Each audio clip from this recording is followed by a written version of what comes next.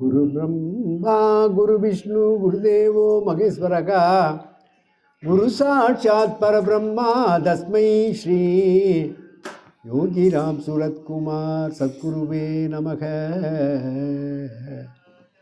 ஞானேஸ்வரி ராதா மாதா ஸ்ரீதர் சாமியே நமக.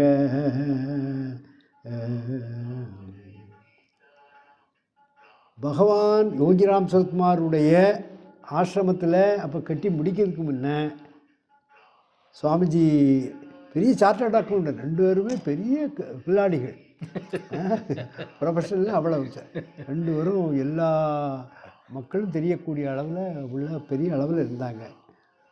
அவங்க 2 பேரும் வந்து தரையில் படுத்து அப்போ அந்த நெல்ல பிரதிஷ்டை வடக்கு பக்கம் பிரதிஷ்டை பண்ணுகின்ற போது சுவாமிஜி மகாராஜ் அவருக்கு கழுத்தில் போட்டிருந்த நரசிம்ம பெருமானுடைய அந்த மாலையை உள்ளே போட்டிருக்காங்க. அந்த படிக்கல போடணும்னு சொல்லி ஐதீகம் போடும். அது அவங்களே வந்து அந்த படி பிரதிஷ்டை பண்ணி கொடுத்தாங்க. அந்த நிலைப்படியை நாங்கள் 2 பேரும் அம்மாவும் நானுமே சேர்ந்து எடுத்து வச்சோம். சொல்லுங்கள் சாமி. சுவாமி, நான், அம்மா 3 பேரும் ஃபஸ்ட்டு அந்த நிலைப்படியை எடுத்து அந்த இடத்துல வச்சோம். அது காணிமடம் அப்போ தான் இது நடந்துட்டு இருந்தது. அப்போ ஃபாதருடைய சிலை உருவாகிட்டு இருந்தது. அது ஒரு எங்களுடைய விசிட் வந்து ஒரு டிஃப்ரெண்ட்டான நல்ல ஒரு மேஜிக்கான விசிட் அது. ஏன்னா எனக்கு ராகவேந்தர் வந்து ஒரு உடல் உபாதிக்கும் போது எனக்கு வந்து ஒரு மாலை கொடுத்துருந்தார் அவருடைய ஆசிரமத்தில். ஆமாம். நீங்கள் என்னை கடல் கரைக்கு அழைச்சிட்டு போனீங்க. அந்த கடலில் நான் குளித்தேன். ஆமாம். குளிக்கும் போது அந்த அலையில் வந்து என் மாலை கைண்டு விழுந்துடுது. ஒரு நிமிஷம் என்னடா அது போயிடுத்த மாலைன்னு யோசிச்சுட்டு இருக்கும்போதே அப்புறம் எனக்கு தைரியன்னு ஒரு ஞாபகம் வந்தது. ராம்குமாரும் யோகிராம் சரத்குமார், ஃபாதர் யோகிராம் சரத்குமாரும் ராகவேந்திர சுவாமிகளும் ஒன்று தான், டிஃப்ரெண்ட் இல்லைன்னு நான் நம்புகிறேன். அது உண்மையானால் அந்த மாலை திரும்ப எனக்கு வரணும்னு திரும்ப அந்த நல்லா இவ்வளோ ஆழம் அலை அந்த இடத்துல உங்கள் ஊரில் அலை ரொம்ப பெருசாக வரும். அது அடி ஆழம் இருக்கும். குனிஞ்சு திரும்ப எடுத்து அந்த மாலை திரும்ப கைக்கு வந்துடுச்சு. அது உண்மையிலேயே எனக்கு ஒரு அது போட்டுவிட்டு அப்புறம் வந்தோம். ஈவினிங் வந்து நீங்கள் ஒரு பஜன் ஆர்கனைஸ் பண்ணியிருந்தீங்க. உட்காந்து பஜன் பண்ணிக்கிட்டே இருந்திருக்கோம். பார்த்துக்கிட்டே இருந்தேன். ரொம்ப ஒரு கொஞ்சம் மெய் மறந்த நிலையில் திடீர்னு எனக்கு தோணுச்சு அந்த மாலை இல்லை எங்கள் இடத்துல. கடை பார்த்தா அந்த மாலை இல்லை. அப்புறம் உங்கள்கிட்ட சொன்னேன். அப்புறம் நீங்கள் உங்கள் சில பேர் விட்டு அந்த வழியெல்லாம் தேட சொன்னீங்க. எங்கேயுமே கிடைக்கல. அப்போ தான் நினச்சிட்டேன் 2 ஒன்றுன்னு நினைக்கும் போது அந்த மாலையும் போயிடுத்து, மறைஞ்சிடுச்சு ஆக்சுவலாக மாயமாவே. அதோடு சேர்ந்து இந்த உடல் உபாதைகள் எல்லாமே போயிடுது. அதனால் எனக்கு காணிமடம் ஒரு முக்கியமான இது. அது ஃபாதரும் யோகிராம் சரத்குமார் அங்கே ரெசைட் பண்ணுறாங்கன்னு என்னுடைய நம்பிக்கை. கரெக்ட். அது நீங்கள் மந்திராலயம்னு வேறு பேர் வச்சுருக்கீங்க. அப்போ அது ஆமாம், ராகவேந்தருடைய மந்திராலயமும் யோகிராம் சரத்குமார் மந்திராலயமும் அது ஒன்று தான் அப்படின்னு நம்பிக்கை எனக்கு உண்டு. ரொம்ப உங்கள் இவர் பொன்காமராஜ் மகராஜ் நாங்களும் ரொம்ப ஃப்ரெண்டு. ரொம்ப என்ன ஆத்மாத்தான ஒரு ஃப்ரெண்டு. அந்த ஃபாதர் அங்கே போயிட்டு திரும்பி வந்து யோகிராம் சரத்குமார் ஃபாதர் நான் சொல்லுவேன். யோகிராம் சரத்குமார் சுவாமிஜின்னு சொல்கிறதில்ல, எல்லோரும் சொல்கிறாங்க.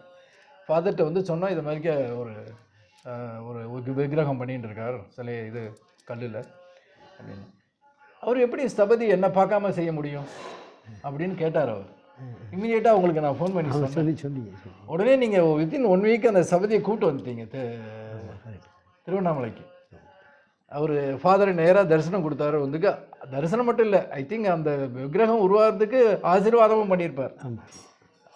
அதுக்கப்புறம் போய் அந்த பெரிய சீக்கிரம் விக்கிரகம் உருவாகி நல்லா கும்பாபிஷேகம் நடந்தது இல்லையா?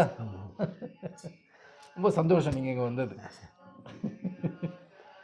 அதாவது பெரிய கற்றறிஞவர் மாதாஜியும் அப்படி அதே மாதிரி அப்படிப்பட்ட தேட ஒண்ணா பொருட்கள் இங்கே இருக்குது. அதுமுள்ள காணிமடத்துலேயே இருப்பாங்க. நாங்கள் சென்னைக்கு வந்தால் அவங்க வீட்டில் தான் சென்னையில் நாங்கள் வீட்டுக்கு வருவார். அப்போ நான் ப்ராக்டிஸ் பண்ணியிருந்தேன், சிஏ ப்ராக்டிஸ் பண்ணியிருந்தேன். 2 பேருமே சிஏ ப்ராக்டிஸ் பண்ணியிருந்தோம். சார்ட் அக்கௌண்டாக இருந்தேன். 91, 92க்கு அப்புறம் ஃபாதர் எங்களை நீங்கள் ஹைதராபாத் போயிடுங்கன்ட்டார். அதனால் எதுக்குன்னு கேட்கல, உடனே கிளம்பி ஹைதராபாத் போயிட்டோம். அங்கே போய் சிஏ எஸ்டாப்ளிஷ் பண்ணிகிட்டு இருந்தோம். அப்புறம் நான் அடிக்கடி வந்து பார்த்துட்டு இருந்தோம். 94ல் ஃபாதருடைய செயலராலேயே சன்னியாசம் எடுத்துட்டோம். 94, 95 எனக்கு நல்லா ஞாபகம் இருக்குது. 2 பேருமே சேர்ந்து சன்னியாசம் எடுத்துட்டோம். அதுக்கப்புறம் சன்னியாச உடையிலே தான் நாங்கள் ப்ராக்டிஸ் சிஏ ப்ராக்டிஸ் பண்ணிகிட்டு இருந்தோம். 2000ல் டோட்டலாக எல்லாத்தையும் விட்டுட்டு திருவண்ணாமலைக்கு வந்துட்டோம். 2000ல்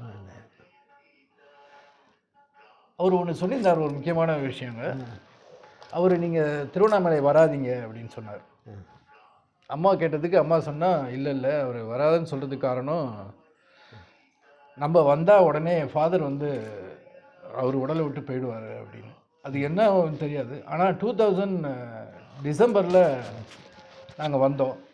வித்தின் 2 months பிப்ரவரியில் ஃபாதர் போயிட்டார். இந்த ரகசியம் யாருக்கும் தெரியாது. அவர் நடந்தது வந்து கரெக்டாக நாங்கள் போய் பார்த்தோம் அவர் ஃபாதரை. அப்போ ரொம்ப சிக்காக இருந்தார். அப்போ என்னால் பார்க்க முடியல, அழுதுட்டேன் நான். அவர் அப்புறம் ஃபாதர் சொன்னார், ஒரு டேட் கொடுத்து என்னை வந்து பாருங்கன்னார். மறுநாள் போனோம். அம்மா நான் பார்க்க வரல, ஃபாதர் ரொம்ப உடம்பு இல்லை, நான் மட்டும் தனியாக போய் பார்த்தேன். ஒரு ராதா ஏன் கேட்கல வந்து என்னை ரொம்ப பிளஸ் பண்ணார். Father showers blessing on you. தனியாக பார்த்தாரு. ஜஸ்டிஸ் அருணாச்சலம் இருந்தார் இல்லையா, அவரை கூப்பிட்டு உட்கார வச்சுருந்தார். நாங்கள் 3 பேர் தான் பேசிட்டு இருந்தோம். என்ன வேணும் கிரீதான்னு கேட்டார். ஒன்றும் வேணாம் ஃபாதர், ஐ லவ் யூ, அது எப்பொழுதுமே இருக்கட்டும். அப்போ ரொம்ப ஃபாதர் பிளஸ் பண்ணார். அதுக்கப்புறம் பார்த்தது ஃபாதர் சமாதிக்கு அப்புறம் தான்.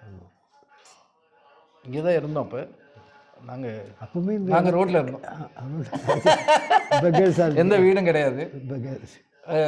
இப்போ இவாளெல்லாம் எங்களால் பார்க்க முடியல அவங்க ரோட்டில். அதனால் அரேஞ்ச் பண்ணி இது மாதிரி பண்ணியிருந்தோம். அது அப்படியே கொஞ்சம் கொஞ்சமாக ரொம்ப ஃபுல்லாக எனர்ஜிமா.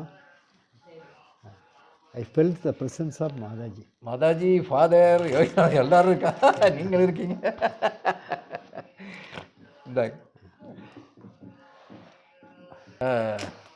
குழந்தைகள்னு சொல்லுவார். நீங்கள் அடிக்கடி சொல்லுவீங்க.